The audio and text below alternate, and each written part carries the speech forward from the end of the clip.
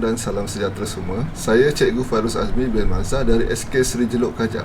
Bersama lagi dengan saya dalam channel Cikgu Fairuz Azmi untuk subjek RBT tahun 4. Unit pada hari ini ialah unit 6, reka bentuk pengaturcaraan, dan subtajuk bagi tajuk ini ialah asas pengaturcaraan. Oleh itu, mari kita teruskan dengan tajuk kita pada hari ini. Seterusnya,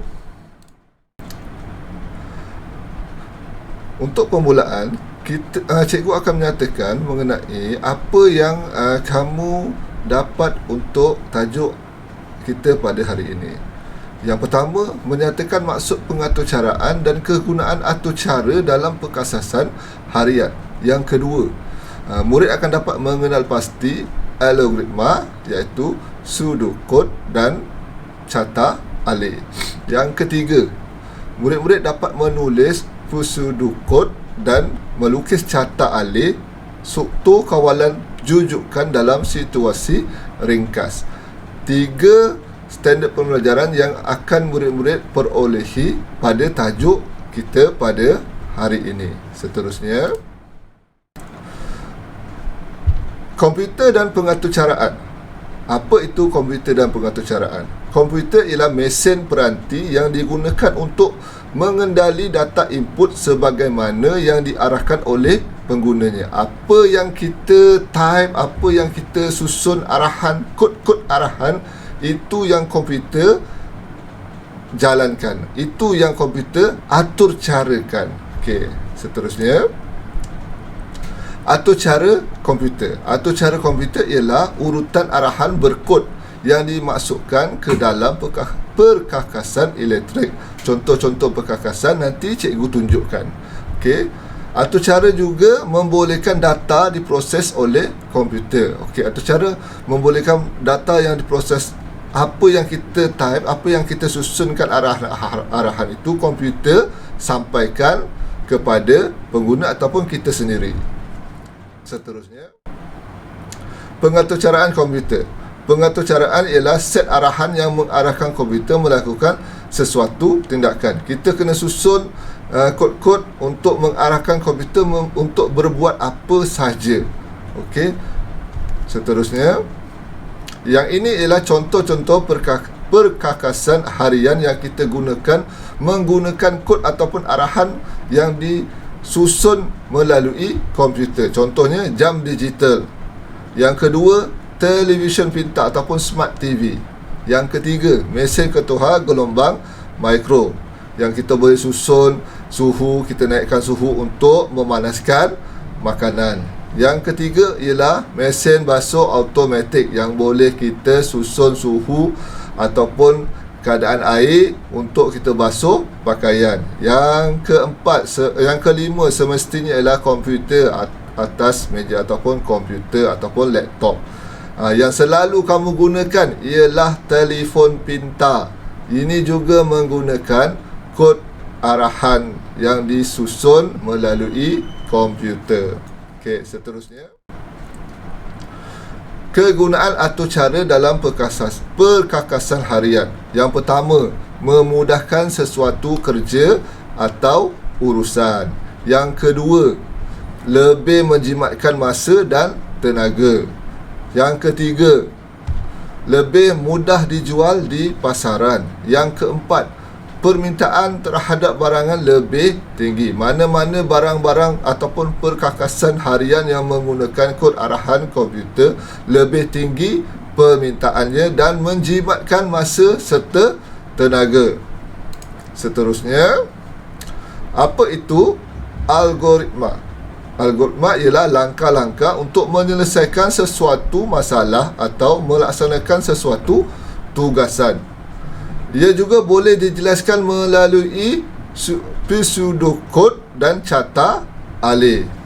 Okey, itu makna algoritma.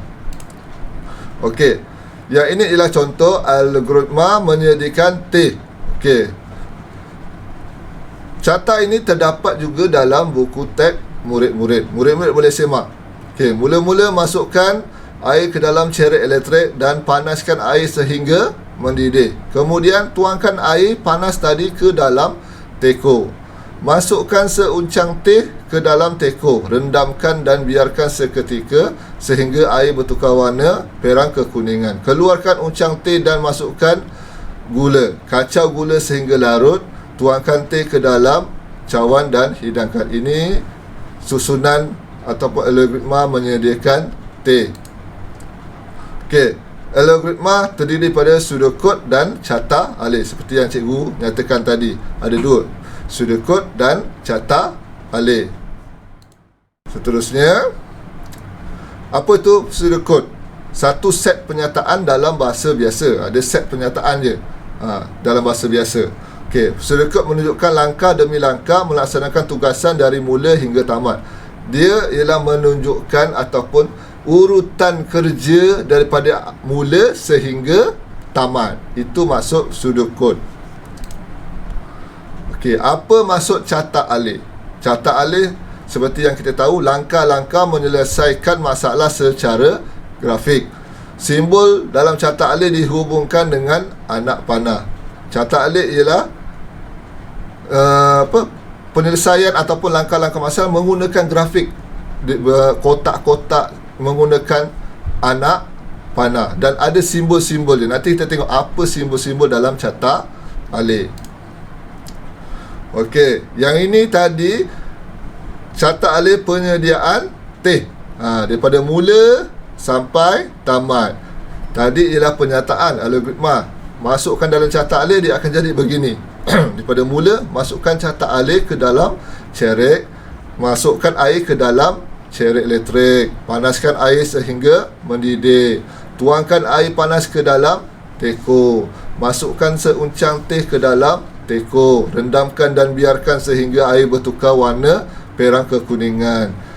Keluarkan uncang teh, masukkan gula, kacau gula sehingga larut, tuangkan teh O ke dalam cawan, kemudian tamat. Yang ni ialah carta alih menggunakan anak panah.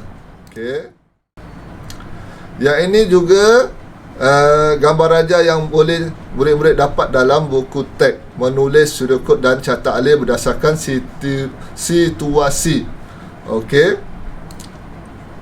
Okey, tadi situasi tadi dalam bentuk pseudocode, mula bangun daripada tidur, bersihkan diri, pakai baju sekolah, solat subuh berjemaah, sarapan bersama-sama dengan keluarga, pergi ke sekolah dengan basikal, tamat. Ini ialah turutan dalam pseudocode. Manakala turutan dalam carta alih begini, carta alih menggunakan simbol anak panah. Okey, seterusnya, ini ialah simbol-simbol yang murid-murid boleh dapat dalam carta alih. Simbol geometrik fungsi penerangan. Simbol yang ini yang pertama ialah untuk fungsi mula dan tamat. Mula dan tamat sesuatu aktiviti. Simbol geometri segi empat ialah untuk berfungsi sebagai proses ataupun aktiviti ataupun proses.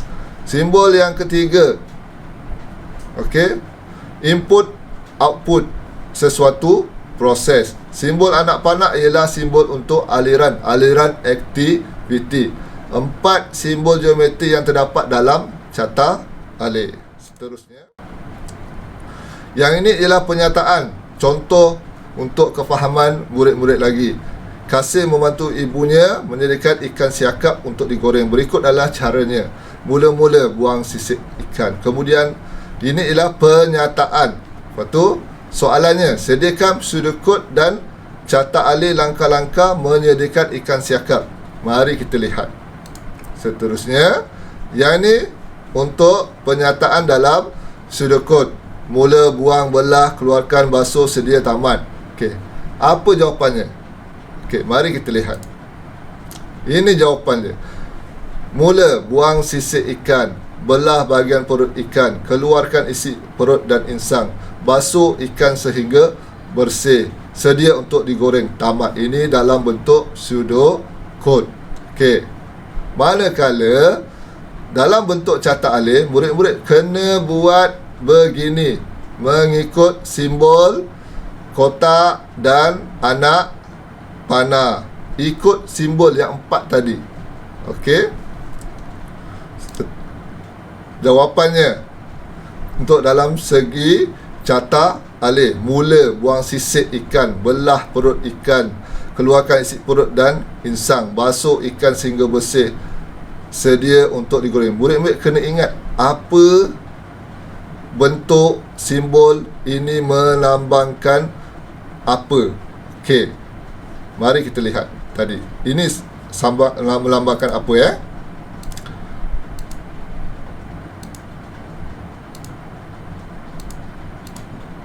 Okey, tadi mula, proses, input, aliran. Okey, itu melambangkan setiap simbol yang perlu murid-murid faham. Mula, proses, aliran, tamat. Okey. Seterusnya, rumusan daripada dua sudut dan cata alih yang boleh kita rumuskan ialah, yang pertama, kita dapati bahawa satu langkah tidak dimasukkan dalam menghasilkan sudut dan cata alih. Hal ini mengakibatkan kesalahan semasa melaksanakan proses kerja mengukur dan menanda. Oleh itu, kita hendaklah memastikan setiap urutan langkah kerja mengukur dan menanda dimasukkan dengan betul dan tepat dalam penghasilan sudut dan cata alih. Mesti mengikut turutan yang betul, baru betul sudut dan cata alih. Okey, yang ini murid-murid perlu buat dalam buku latihan sebagai pengukuhan yang terdapat pada muka surat 85 buku teks RBT tahun 4. Murid-murid baca situasi dan murid-murid boleh pecahkan kepada kod sudut dan cata alih. Buat dalam buku latihan. Sementara manakala itu, murid-murid klik link kuisis yang cikgu berikan untuk latihan pengukuhan yang seterusnya dan jawab 19 soalan yang cikgu sediakan.